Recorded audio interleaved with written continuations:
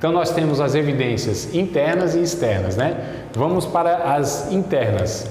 Qual é a evidência interna que a gente tem da inspiração? A autoconfirmação, ou seja, a própria Bíblia afirma ela mesma ser a verdade. Fala, mas aí é fácil, né, André? Então, não, se fosse um escritor, mas um escritor ratifica o outro, confirma o outro, né? Evidencia que o outro, ele também está falando a mesma coisa, mesmo eles não tendo se conhecido, nem pessoalmente, nem é escrita muitas vezes. A Bíblia, ela é harmônica. O que esses autores, não se conhecendo, nem os escritos, e nem conhecendo pessoalmente, escreveram a mesma coisa, ensinaram a mesma coisa. Como a gente fala, não há desarmonia, não há contradições na Bíblia. Então, a autoconfirmação da Bíblia, né, que é a evidência chamada de interna. E essa expressão, principalmente no Antigo Testamento, assim diz o Senhor. Os próprios autores, eles entendiam, eles sabiam que o que eles estavam escrevendo, transmitindo, enfim, não eram eles que eram os originadores, eles não estavam gerando, eles reconheciam muitas vezes, eles diziam, olha, assim diz o Senhor, não sou eu que estou dizendo, é Deus que está dizendo, né? Eles falam, André, mas hoje também muitas pessoas falam, né? Assim diz o Senhor, e quando a gente vai ver, não é o Senhor coisa nenhuma, né? A gente vê Paulo falando diferente às vezes, né? Assim digo eu, não o Senhor. Mas nessa passagem especificamente, que eu acho que é 1 Coríntios, né? É que ele estava dizendo, acho que é 1 Coríntios 7. Ele está, por que ele está falando isso? É 1 Coríntios 7 mesmo. Por que ele estava falando isso? É porque ele não tinha uma citação direta de Jesus. Ele está tratando lá do matrimônio, aquela coisa toda, né? Não exatamente. O que é, pastor? Por que Paulo diz isso? Olha, assim digo eu e não o Senhor. Porque ele não tinha. Geralmente Paulo pegava citações de Jesus mesmo, ou do Antigo Testamento. Olha, como diz o profeta Isaías, como diz Jeremias, né? Como diz Deus lá em Gênesis. Então Paulo sempre pegava, né? Muitas vezes, citações para ratificar o que ele estava ensinando, não era dele mesmo. Era só o cumprimento, ou ele estava interpretando o Antigo Testamento. Ou quando ele tinha falas lá de Jesus, por exemplo, né? Aí ele falava, ó, como diz o Senhor, melhor coisa é dado do que receber. Então ele pegava falas, né? Referências. Quando ele não tinha referência direta de Jesus para aquele assunto, ele falava, olha, assim digo eu, não o Senhor. Ele estava dizendo, eu não tenho uma referência direta para falar isso aqui. Mas ele também disse, vocês considerem que o que eu falo não é de mim mesmo, né? O que eu falo, de fato, é Deus que me entregou, e o evangelho que eu recebi não foi de homens, e sim do próprio Deus. Então a gente vê em Gálatas, a gente vê em 1 Coríntios, Paulo sempre colocando essa verdade, que o que ele estava trazendo, ele não aprendeu de homens, ele não estava tendo aquilo como uma conclusão dele, mas sim como algo que ele reconhecia que Deus estava de fato usando. Então, os escritores, a maioria, ou grande parte deles, eles entendiam de fato que o que eles estavam profetizando, o que eles estavam escrevendo, aquilo vinha de Deus. Havia não só uma convicção, havia muito mais do que uma convicção, porque era Deus confirmava internamente, né, dentro deles, essa inspiração. Então, é nesse sentido que ele fala, assim digo eu, não o Senhor, e não que ele estava falando, mas não tinha respaldo ou não tinha origem em Deus, né? Nesse sentido aí. Mas a autoconfirmação, o testemunho íntimo do Espírito Santo, isso aqui são evidências internas, tá? A gente encontra isso dentro da Bíblia, né? Testemunho íntimo do Espírito Santo, por exemplo, João 14, 26, o próprio Senhor Jesus vai dizer, o Espírito da verdade, quando Ele vier, Ele vos fará lembrar de tudo quanto eu vos tenho dito. Então, olha só, o Espírito Santo que vai confirmando, o Espírito Santo que vai ratificando, né? Então, a gente tem o testemunho do próprio Espírito Santo. Aqui nós lemos também, nós estamos cansando de ler esse 2 Pedro 1, 20 e 21, né? É que serve aqui para as ocasiões, tá? Então, o testemunho do Espírito Santo e o poder transformador. E aí a gente tem esses dois textos aqui, no mínimo, tá? Tem outros mais, mas só para exemplificar.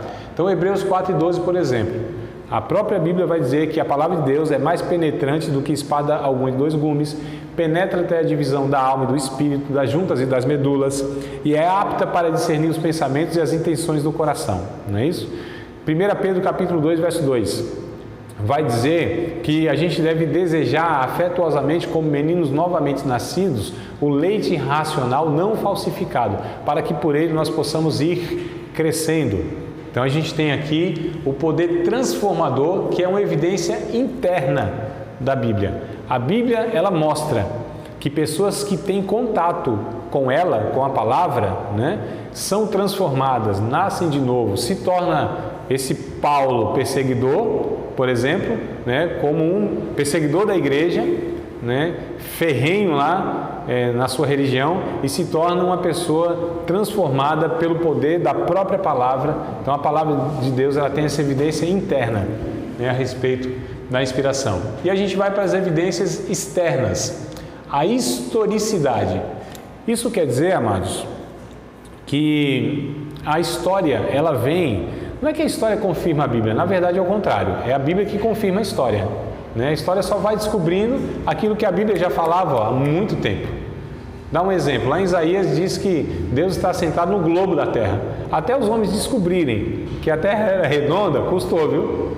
E muito, né? Então, assim, a arqueologia vem descobrindo, por exemplo, nas suas escavações, muitos lugares, personagens, né, que a Bíblia já relata há muito tempo. É que os homens duvidam da Bíblia, né? Mas, assim, as escavações, a arqueologia, teve lá um rei na Babilônia chamado tal e tal. A Bíblia já falava isso.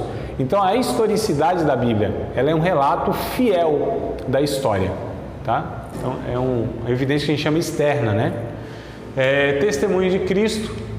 O próprio Cristo, ele é um personagem que ele é reconhecido historicamente, ou seja, não é um personagem fictício, né? Não é um cara assim que foi inventado e nunca existiu.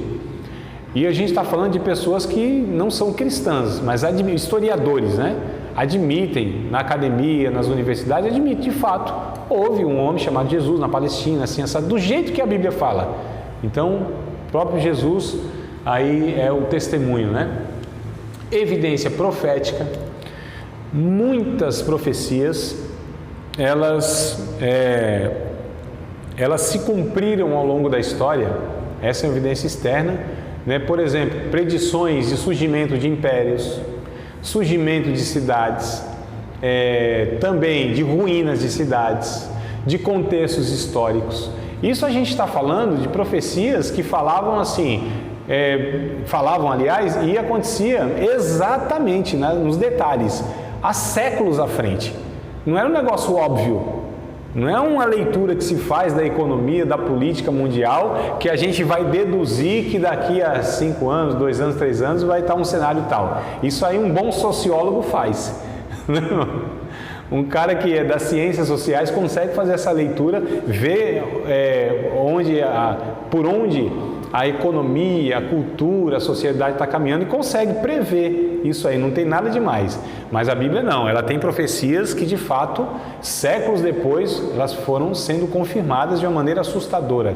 Então é evidência externa, ou seja, o que a Bíblia fala se cumpre. E tudo que a Bíblia fala em tom profético, que não se cumpriu, se cumprirá. Há evidências suficientes e aos montes que ela é digna de toda a aceitação, como diz o próprio Paulo, né? Em 2 Tessalonicenses, se não me falha a memória, lá no capítulo 1. Essa palavra é digna de toda a aceitação, de todo o crédito. E a evidência externa, que é assim. Influência da Bíblia, isso aqui eu acho interessantíssimo. Essa é a evidência externa que a Bíblia é inspirada. A Bíblia, a nossa cultura, amados, eu não sei se vocês sabem, mas, agora o negócio está meio bagunçado, né? Mas o Ocidente é considerado uma cultura judaico-cristã. Isso quer dizer que os valores, a forma de viver, de enxergar o mundo, isso é influenciado pela Bíblia, pelos ensinos bíblicos, ainda que a sociedade não seja cristã. Ainda que as pessoas não se declarem, né, cristãs, protestantes, aquela coisa toda, mas os valores que elas carregam, a forma de viver, a maneira de viver, é ensino bíblico. Então, a Bíblia influencia de fato as culturas, transforma a maneira das pessoas viverem. Onde a Bíblia foi pregada, ensinada por missionários e tudo mais, é evidente que há mudanças significativas, né?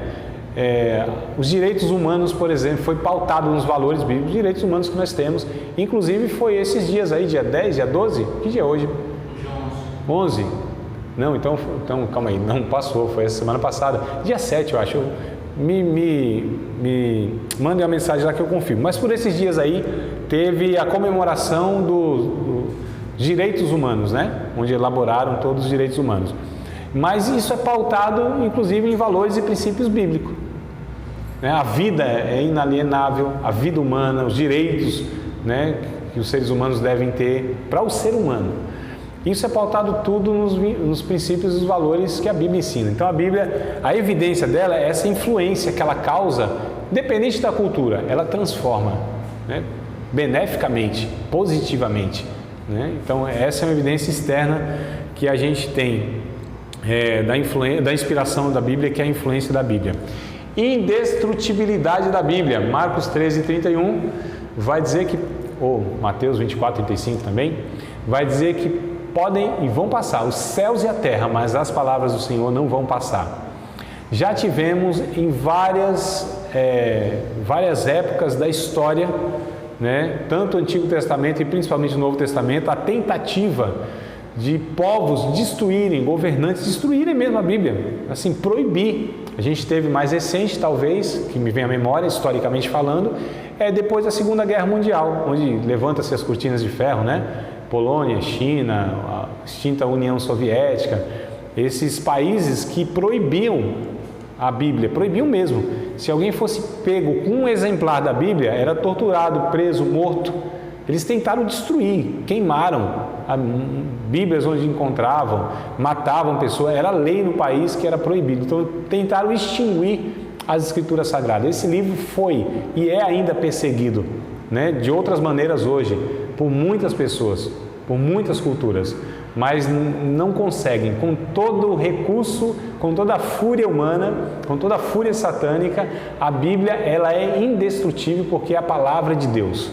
E não tem nenhuma elaboração da intelectualidade humana que possa contradizer ou destruir a Bíblia em argumentos, por exemplo. A ciência tenta, né, os ateus tentam, os eruditos tentam, alguns pseudos filósofos tentam. Falo pseudo porque os filósofos, aqueles significativos na história, eles acreditavam em Deus, né? Então a gente percebe aqui essas evidências externas. Amados, eu vou parar por aqui para vocês não se fadigarem. Pode ser? Senão vocês vão dormir aí. Vocês sabem. Eu já tô pescando. Já? Então, se tiver um peixe grande, a gente divide comigo, pastor. Então vamos fazer o seguinte, vamos dar uma pausa aqui. Na próxima sexta a gente dá continuidade, pode ser? Sim. O governo chinês, né, no meio da pandemia agora, também estava proibindo, né, a confissão de fé na cristã.